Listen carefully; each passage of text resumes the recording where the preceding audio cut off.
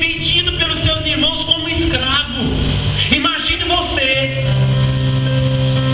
conviver com a sua família, com seus irmãos e os seus próprios irmãos numa situação fora da presença do seu pai. Eles pegarem e venderem você como se fosse um escravo qualquer. Isso é para abater a alma de qualquer um. Isso é para derrubar a autoestima de qualquer um. Isso é para destruir o emocional de qualquer um. José tanto é que não tinha essa síndrome de inferioridade, que José, quando foi escravo no Egito, ele gerenciou a casa de Potifar. Ele comandou todos os presos no cárcere e ele governou o Egito. Alguém que tem síndrome de inferioridade jamais vai tomar esses cargos de liderança que José tomou. Jamais. Jamais vai tomar a atitude de líder, de dizer, não, é por aqui, é isso, é aquilo.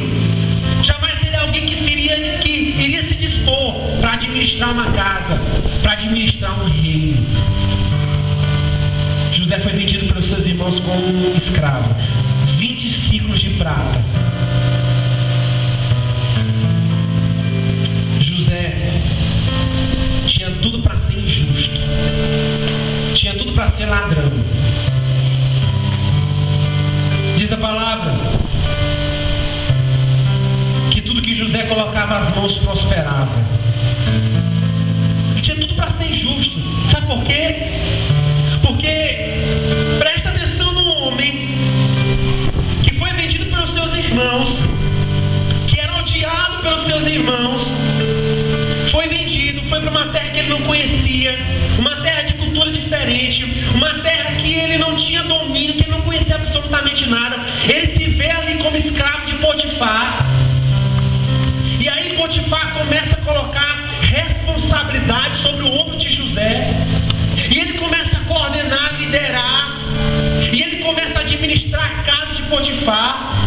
Potifar, naquela circunstância, como Potifar via que tudo que José fazia, Deus abençoava, Deus prosperava. Eu tenho certeza que Potifar descansava. Ele saía de casa tranquilo, descansado, porque ele sabia que tinha um homem capaz para administrar bem a sua casa.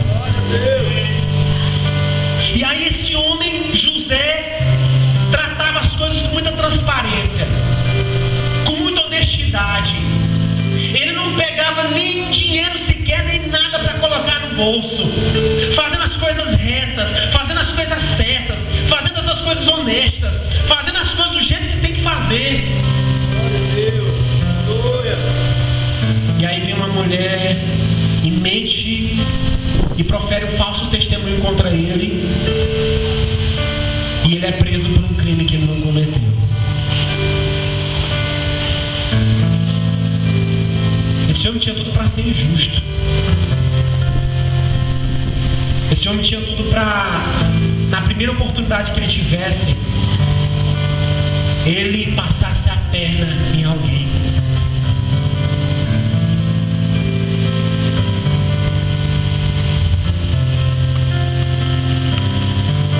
Amados, José foi justo e a justiça dele o levou para ser desmoralizado diante de todos, porque a mulher de Potifar começou a fazer escândalo na frente de todos os servos, dizendo que José tinha tentado alguma coisa íntima com ela. Talvez apontaram o dedo em José, ridicularizaram José, talvez disseram para José que ele era um adúltero, que ele era um delinquente, que ele era um imoral. E ele foi preso por mais de 2 anos, ali esquecido. Ele interpreta o sonho de um homem que volta para a posição que ele tinha, e esse homem se esquece dele ali na prisão. Para que ser justo? Para que ser honesto? Porque a minha justiça só me levou para a prisão, só me levou para ser esquecido, só me levou à desmoralização. José tinha tudo para ser murmurador e amargo. Tinha tudo para naquela prisão ele dizer pena servir a Deus. Não valeu a pena respeitar o meu pai Jacó. Não valeu a pena ser justo com Potifar. Não valeu a pena ser transparente com os meus irmãos. Olhem o meu fim. Eu estou aqui preso por mais de 2 anos. Ninguém me visita. Ninguém se lembra de mim. Esse homem era para ser um homem carrancudo, com a cara fechada, com o semblante endurecido, pelas marcas de sua vida. Mas a Bíblia diz o contrário. Que em toda e qualquer oportunidade, José glorificava a Deus. Em Gênesis 41:16, respondeu-lhe José: não está isso em mim, mas Deus dará resposta favorável a Faraó. Quando Faraó ele se depara com José, José vai e encontra Faraó, e Faraó pergunta: então, olha, eu soube que você interpreta sonhos. José poderia dizer o seguinte: eu ajudar Faraó de jeito nenhum. Eu ajudei o copeiro e ele se esqueceu de mim. Eu ajudei os meus irmãos e eles me venderam como escravo. Eu fui servo fiel de Potifar, nunca peguei nada dele, e eu fui preso por um crime que eu não cometi. Por que eu vou ajudar alguém? Por que eu vou contribuir na vida de alguém? Por que eu vou ajudar Faraó? Ele que se dane com o seu sonho, ele que fique com o seu sonho, que se preocupe com ele, que se acabe com ele. Mas não. Quando Faraó o indaga perguntando: é você que interpreta sonhos? José responde: não está isso em mim, mas Deus dará resposta favorável a Faraó.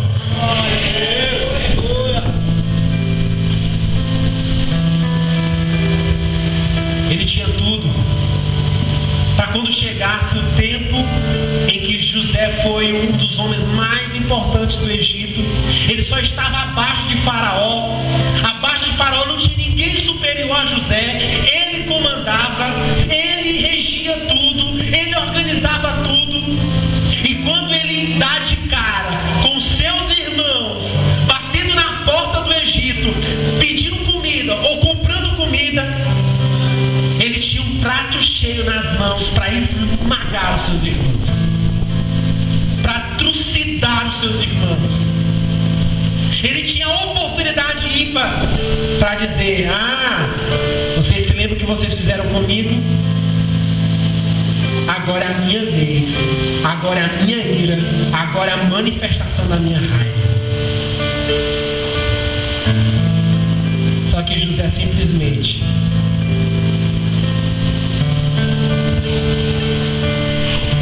mandou trazer todos da família do seu pai para morarem junto com ele no Egito.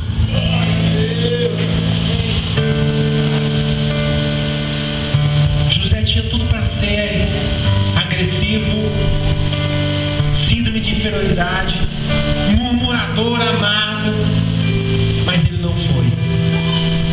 O que tem na vida desse homem que ele não era assim?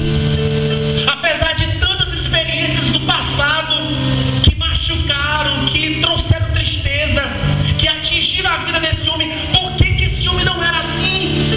Por que esse homem continuava justo? Por que esse homem continuava servo de Deus? Por que esse homem continuava amável? Por quê? A pergunta que cabe: o que fazer para curar as feridas da alma?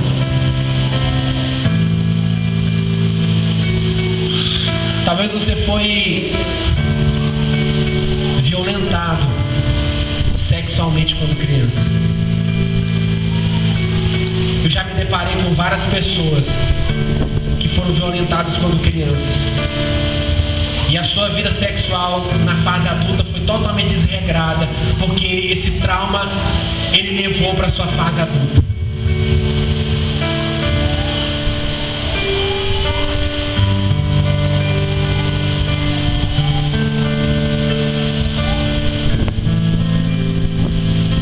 Pessoas que,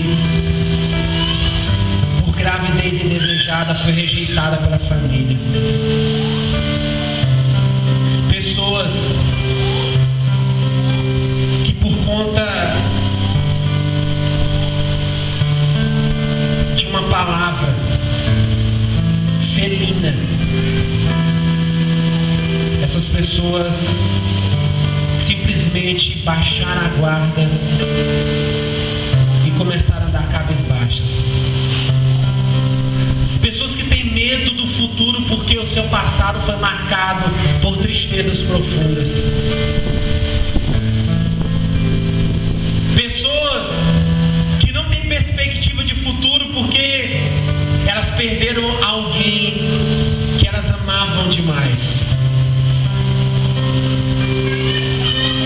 Pessoas que não têm desejo e que não têm mais alegria de viver porque elas ainda estão perseguidas por coisas do passado, por feridas do passado, por feridas na alma.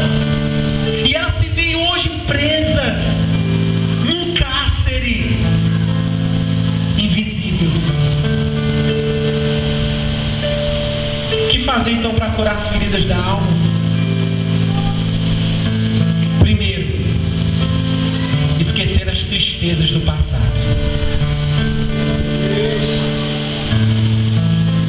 Você pode dar uma glória a Deus?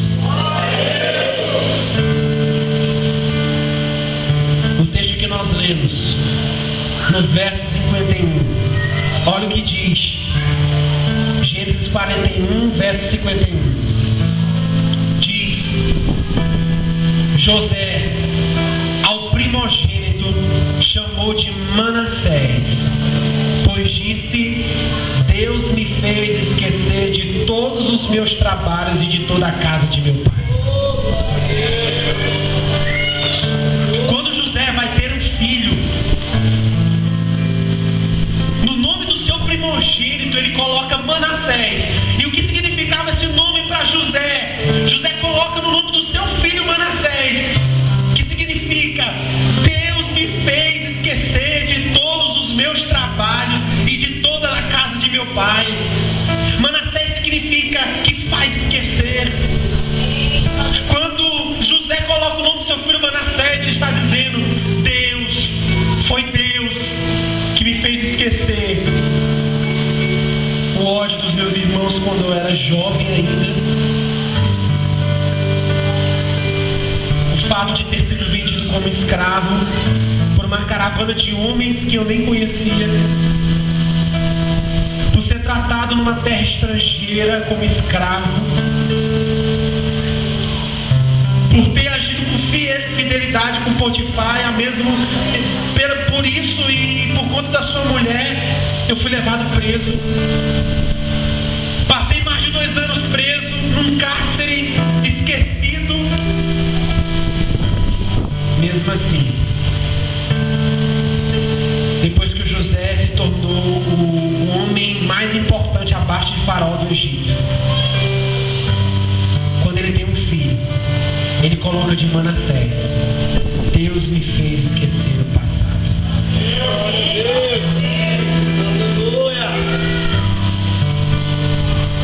Você hoje, amigo, tem vivido numa prisão porque talvez você está preso ao seu passado. Eu quero que você comece a pedir que o Senhor sonde o seu coração e trazer à tona a sua mente, a sua memória, aquela palavra dura do seu pai e da sua mãe, aquela experiência que você viveu e ninguém viu, que machucou, que marcou negativamente a sua vida, aqueles traumas do passado que você vivenciou. E Deus diz para você hoje: esqueça aquilo que te fez mal no passado. Esqueça as tristezas do passado. Talvez você hoje veio para esta igreja, veio para este culto maravilhoso, só que você tem alimentado os traumas do seu passado. Sempre quando alguém toca naquilo que te fere, você começa a remontar tudo de volta na sua mente. Você volta para a mesma cena. Aquilo te machuca tanto quanto naquele dia. Aquilo faz mal para você, como se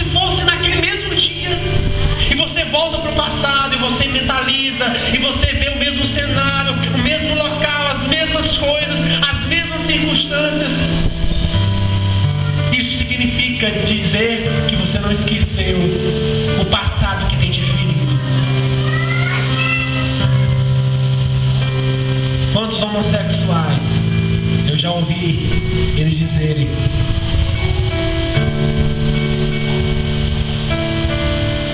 que eles foram influenciados por um abuso que eles vivenciaram quando eram crianças.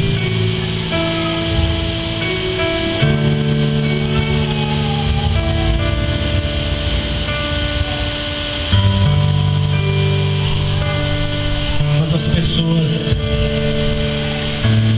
não confiam mais nos outros, sabe por quê? Porque elas agiram com tanta boa vontade com amigos que eles tinham intimidade. Eles amavam essas pessoas e essas pessoas traíram a sua confiança.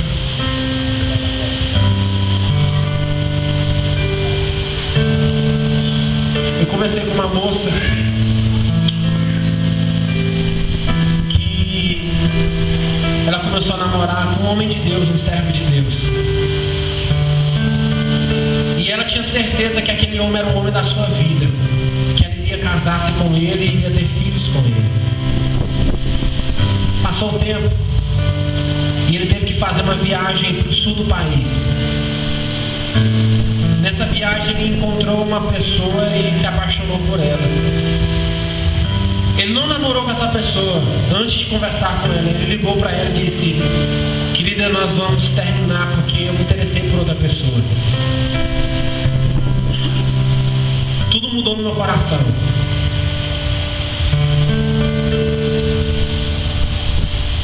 Essa moça, quando ouviu essa palavra de rejeito, de rejeição,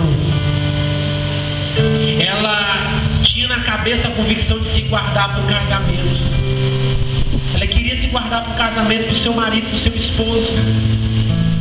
Ela estava tão deprimida e tão decepcionada com aquela resposta que o primeiro namorado que ela encontrou, ela se entregou para ele.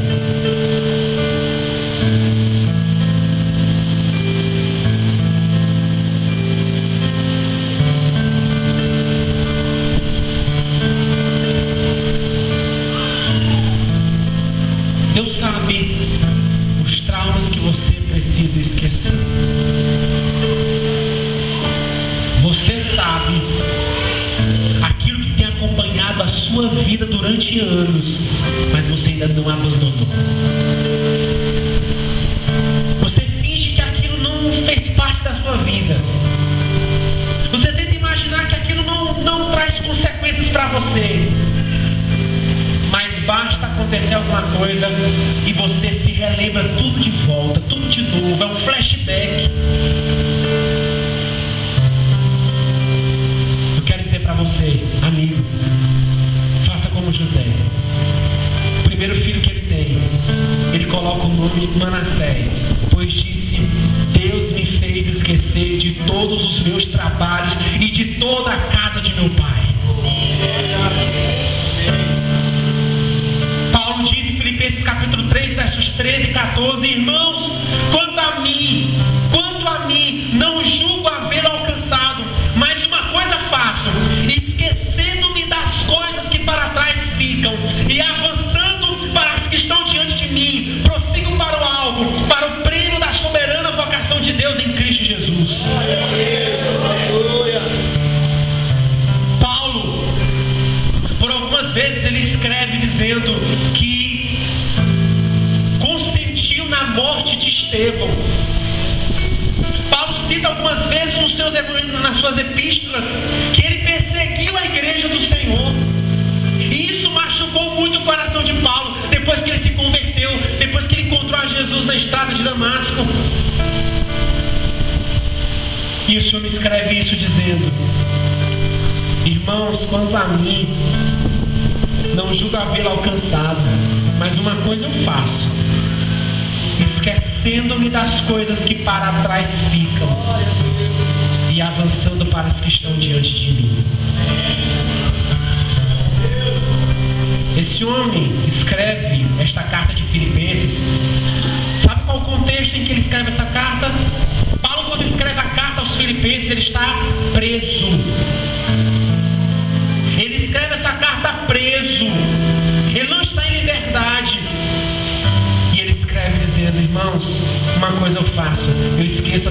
para trás ficam. Eu esqueço a prisão que eu estou agora. Eu me esqueço do sofrimento que eu estou passando agora.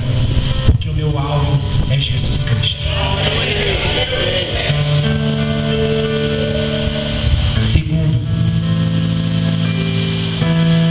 Mas antes de falar desse segundo ponto, eu quero dizer uma frase. Preste muita atenção. Søren Kierkegaard, ele diz o seguinte: a vida só pode ser entendida olhando-se para trás. A vida só pode ser entendida olhando-se para trás, mas só pode ser vivida olhando-se para a frente. Talvez você hoje ainda não tenha vivido com a alegria que Deus quer que você viva. Talvez você hoje ainda não tenha vivido com prazer na vida cristã como você deveria. Talvez hoje você tenha vivido amarrado, você tenha vivido num freio. Sabe por quê? Porque você está vivendo em função do passado e não vivendo as coisas que Deus quer fazer na sua vida no futuro e no presente. Eu posso entender a minha vida olhando para trás.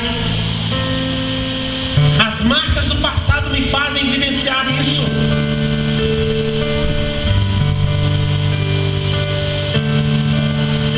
Me fazem pensar nisso. Segundo, como fazer para curar as feridas da alma? Enfrentar a realidade, por mais difícil que ela seja. Amados, eu quero que você abra comigo Gênesis 43. Gênesis 43.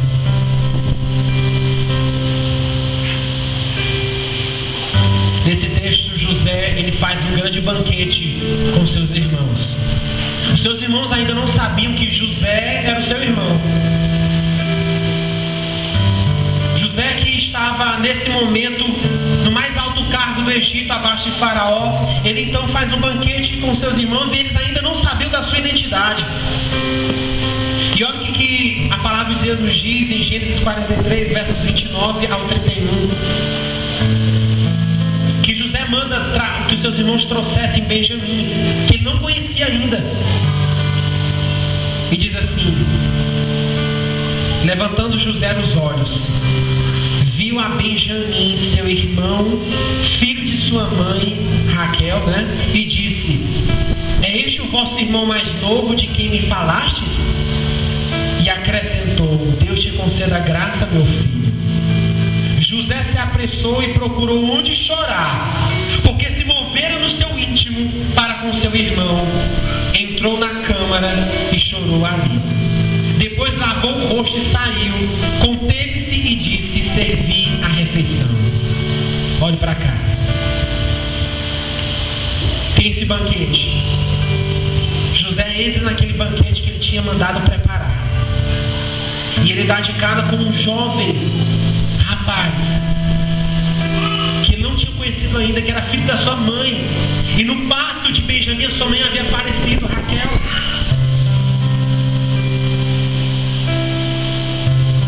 Quando José olha para o seu irmão Benjamim, ele se lembra quando ele era ainda jovem, quando ele vivia na casa do seu pai Jacó, quando ele vivia na companhia da sua mãe Raquel. Ele se lembrou da convivência que ele tinha, do amor que ele tinha do seu pai, do amor que ele tinha com a sua mãe, do relacionamento que ele tinha com os seus pais. E quando ele olha para Benjamim, que era o seu irmão mais novo, ele se lembra do seu passado. E a Bíblia diz que ele começa a chorar. Ele sai de perto, ele vai para um local isolado, ele começa a chorar compulsivamente. Então ele lava o rosto, tira aquela aparência de choro e volta para o banquete. Meu amado, enfrente a realidade por mais difícil que ela seja. Às vezes passamos por traumas na nossa vida. Às vezes passamos por tristezas profundas na nossa vida. E o que nós fazemos é passar a vida inteira fugindo delas.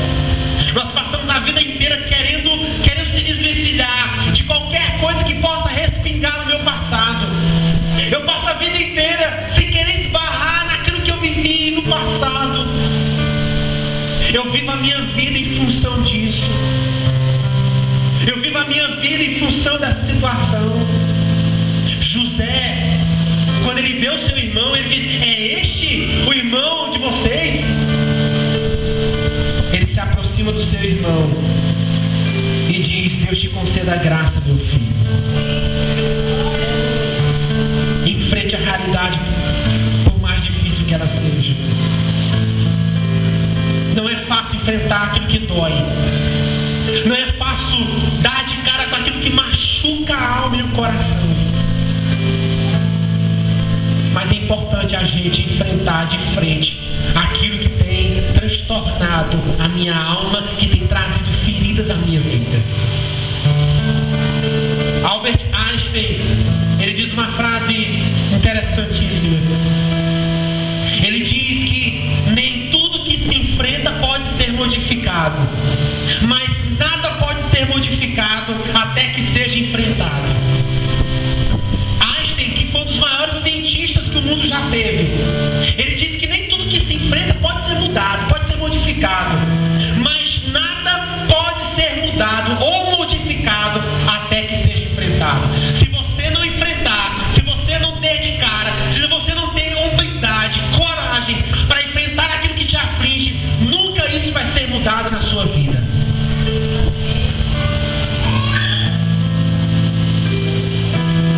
Não tem como eu mudar esse pedestal desse lugar enquanto eu não chegar aqui e tirar ele daqui.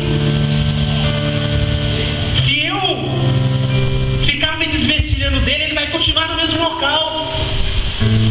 Enquanto eu não chegar e pegar e tirar desse local, ele não vai sair daí. Beverly Nahai diz: o verdadeiro teste do andar no Espírito não é o nosso comportamento, mas a maneira como reagimos às frustrações diárias da vida. Em frente à realidade, por mais difícil que ela seja. Você que está num casamento cheio de feridas, cheio de traumas, cheio de coisas que você tem escondido do seu cônjuge, eu quero dizer para você que Deus quer que você viva em total liberdade com seu marido e com sua esposa, com seu homem e com sua mulher. Deus não quer que você esconda nada. Deus não quer que aquilo que te machucou, você fique escondendo, colocando panos quentes, fingindo que não está ali, mas continua ali. E a coisa vai aumentando, a coisa vai protelando, e o relacionamento que poderia crescer vai murchando. Porque tem coisas escondidas, porque tem coisas que não foram tratadas, porque tem coisas que não foram modificadas, porque tem coisas que não foram encaradas. Amigo, irmão, enfrente a realidade por mais difícil que ela seja. Amém? O que eu posso fazer para curar as feridas da alma? Perdoe. Olha que cena linda. Eu quero que você mentalize comigo. Gênesis 45.